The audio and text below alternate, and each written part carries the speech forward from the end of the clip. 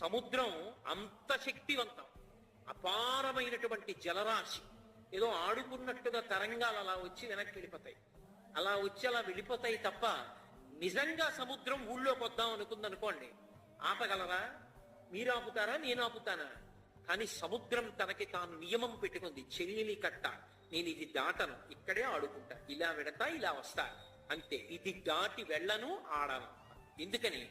అలా కాని ఆడానో ఆట నాది కావచ్చు, మృత్యువు వాళ్ళదవుతుంది, బాధ వాళ్ళదవుతుంది, అందుకు నేను దాటను. పురుషుడు కూడా అంతే, చెలియలి కట్ట, ధర్మము చేత చెలియలి కట్ట వేసుకుంటాడు. ఆయనకి శక్తి ఉండొచ్చు, ఐశ్వర్యం ఉండొచ్చు, ఎన్నైనా తెలిసి ఉండొచ్చు, కానీ నా జీవితమునందు భార్యాస్థానమునందు నేను భార్యగా చూసేది ఆమెనొక్కదాన్ని. మిగిలిన వాళ్ళందరూ జగదంబ స్వరూపాలే, నేను అలా చూడను. ఆ దృష్టి ఒకటి లోపల ఏర్పడింది అనుకోండి, అభయ చట్టం వచ్చింది. ఏ చట్టాలు అక్కడ లోకమంతా ప్రశాంతంగా ఉంటుంది, ఎవరికి ఏ ఇబ్బంది ఉండదు. అసలు సంస్కార బలము ఏర్పడడానికి కావలసినటువంటి విషయాలు అందించాలి. ఓ రామాయణం, ఓ భాగవతం, ఓ భారతం అందించకపోతే సంస్కారం ఎలా వస్తుంది మనసుకి? లోపల నుంచి మనసులోకి ఎడుతున్నవన్నీ దుష్ట స్వభావాలు, దుష్టగుణాలే అనుకోండి, లోపల మనసు మంచి సంస్కారం ఎందుకు పొందుతుంది? మనసుకి మంచి విషయాలు అందుతున్నాయి అనుకోండి, మంచిగా ఉండకుండా ఇంకోలా ఎలా ఉంటుంది? ఉండదు. కాబట్టి మాతృవత్ పరదారేషు పరద్రవ్యానిలోష్టవత్, దొంగతనం చెయ్యకుండా ఎందుకుండాలో చెప్పింది శాస్త్రం. ఇతరుల సొమ్ము నీకు ఈశ్వరుడిచ్చినది కాదు, అది ఎవరిదో, మరి ఎందుకు అక్కడుంది?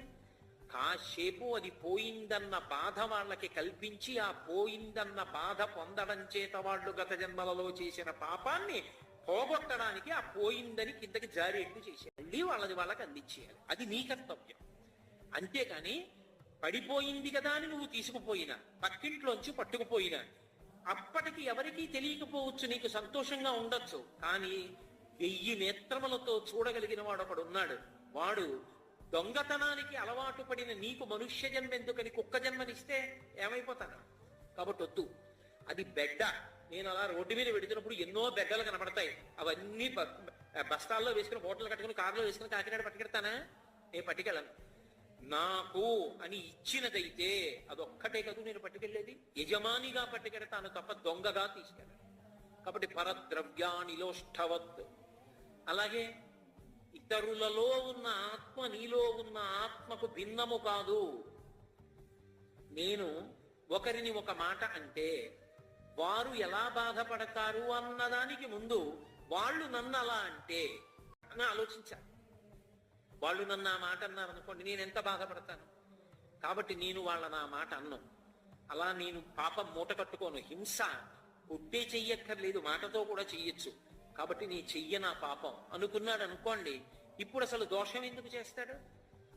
ఉపనిషత్తులో చెప్పిన 3 వాక్యాలు చాలు. అన్ని చోట్ల విద్యా గ్రంథాలతో పాటుగా సంస్కారమును నేర్పడానికి వీటి గురించి కూడా చెప్పారనుకోండి, ఎందుకు జరుగుతుంది అరాచకత్వం? మనసులలో నాటుకున్ననాడు జరగదు. ఈ సంస్కారమును పొందగలిగిన వాడు మనుష్యుడు ఒక్కడే. అందుకే మనుష్యుడు దేని చేత తరిస్తాడంటే ధర్మము చేత తరించిపోతాడు. ఆ ధర్మమును మనుష్యును ఆశ్రయించనంత సేపు చెలియలి కట్ట దాటగలిగినటువంటి సముద్రం, ధర్మాన్ని పట్టుకున్నటువంటి వాడు చెలియలి కట్టని గౌరవించినటువంటి సముద్రం. చెలియలి కట్టని గౌరవించడము వచ్చినటువంటి సముద్రము అన్న మాటకు అర్థం ఏమిటి? అది ఏ ఇతరులను కూడా బాధ పెట్టేది కాదు. కానీ చెలియలి కట్టని దాటడం అలవాటైపోయినటువంటి సముద్రం ఖచ్చితంగా ఊళ్ళో ఉన్న వాళ్ళందరినీ కూడా ఆస్తి నష్టం, ప్రాణ నష్టం చేసి బాధ పెట్టగలుగుతుంది. దానికి అది క్రీడ కావచ్చు, కానీ ఇతరులు బాధపడతారు. అందుకే ధర్మాన్ని ఆలంబనం చేసుకోవాలి. జీవితానికి ప్రధానమేది ధర్మము. ధర్మము అన్న మాటకే పర్యాయ పదము భక్తి.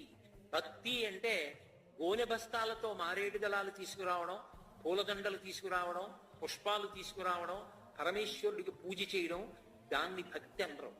భక్తి అని ఎవరినంటారంటే, ఒక ఉదాహరణ చెప్తుంటారు. వెనకటికి ఒక భూస్వామి ఉండేవాడు.